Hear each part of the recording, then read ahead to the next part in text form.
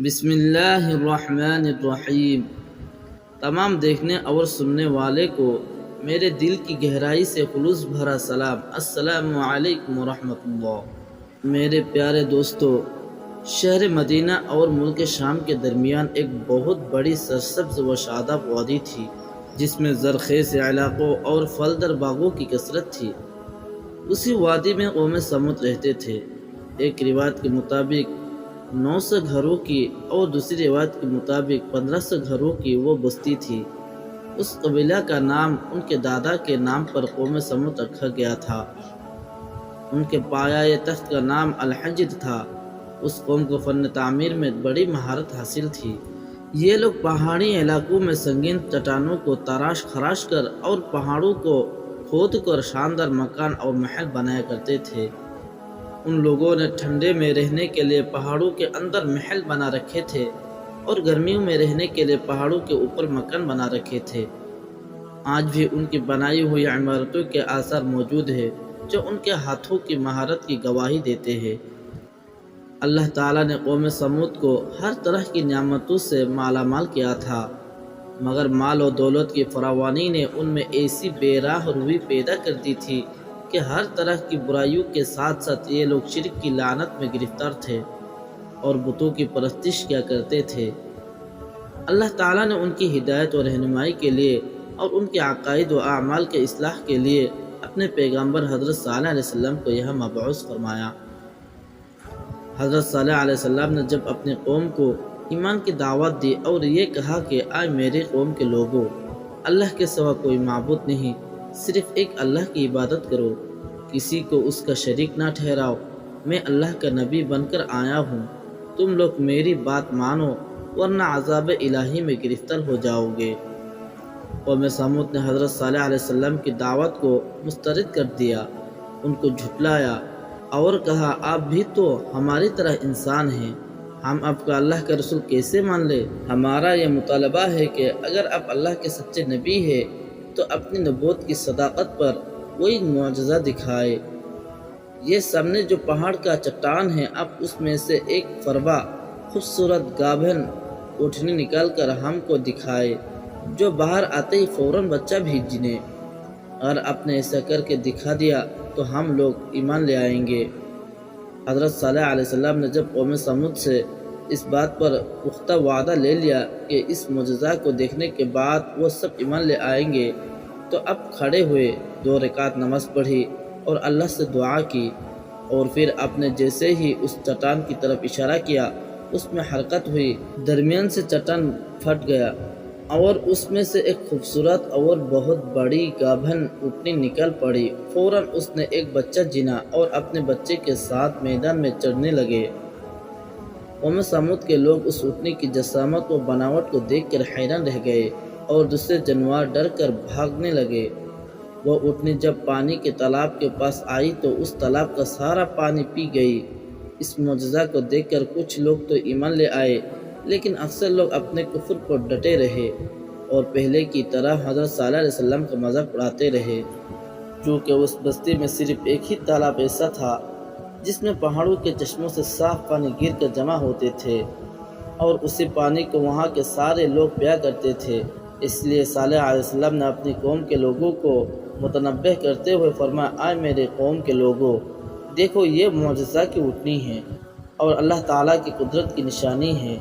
ایک دن یہ اونٹنی تمہارے تالاب کا سارا پانی پیا کرے گی اور دوسرے دن تم لوگ پیا کرو گے۔ جس دن وہ اونٹنی پانی پیتی تھی، اس کی ہیبت سے اس دن اس تالاب کے پاس کوئی انسان تو کیا کوئی جانور بھی نہیں آتا تھا۔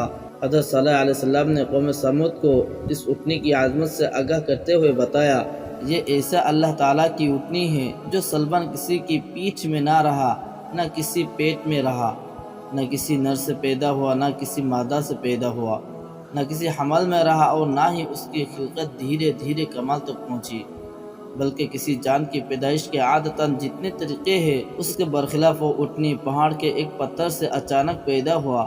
اس کی یہ پیدائش معجزہ ہے، پیدا ہوتے ہی بچہ جننا ایک معجزہ ہے، روزانہ پورے قبیلے کے برابر پانی پی جانا ایک معجزہ ہے، روزانہ اس قدر دودھ دینا کہ سارے قبیلے والے مل کر پیا کرے، یہ ایک الگ معجزہ ہے۔ اس اونٹنی کے پانی پینے کے دن کسی انسان یا چرند پرند کا پانی پینے کے مقصد سے اس تالاب کے قریب نہ آنا بھی ایک معجزہ ہے۔ خبردار، اس کو کبھی نقصان پہنچانے کی کوشش نہ کرنا، اس کے پانی پینے کے دن اس سے مزاحمت نہ کرنا، نہ اس کو مارنا اور نہ ہی اس کو کسی قسم کی تکلیف پہنچانا، ورنہ دنیا ہی میں عذاب میں گرفتار ہو جاؤ گے، اور جب اللہ تعالیٰ کی طرف سے عذاب کا حکم آ جائے گا تو تم لوگ کسی قسم کی مہلت بھی نہیں پاؤ گے۔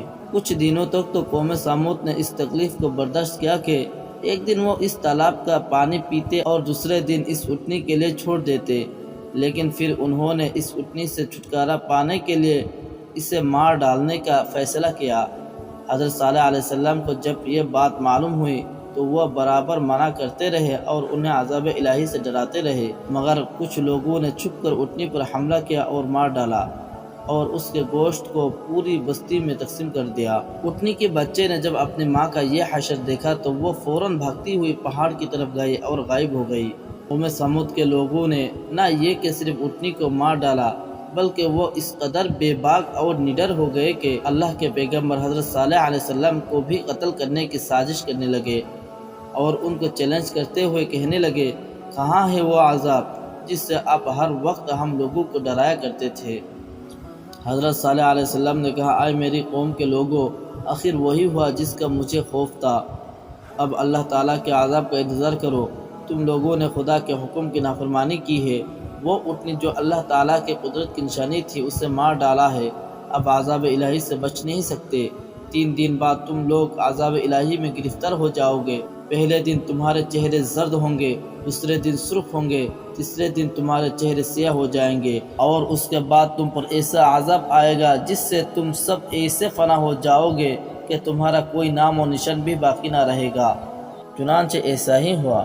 اللہ تعالیٰ نے حضرت صالح علیہ السلام اور ان کے ساتھ کے ایمان والوں کو اپنی رحمت سے بچا لیا اور قوم سمود پر زلزلہ کی صورت میں ایسا عذاب اتارا جس سے اس سرکش قوم کی پوری آبادی ہلاک ہو گئی اور ان کی پوری بستی اس طرح ویران ہو کر کھنڈر بن گئی جس کو دیکھ کر ایسا محسوس ہوتا تھا گویا یہاں پر کوئی بستی بسی ہوئی نہ تھی۔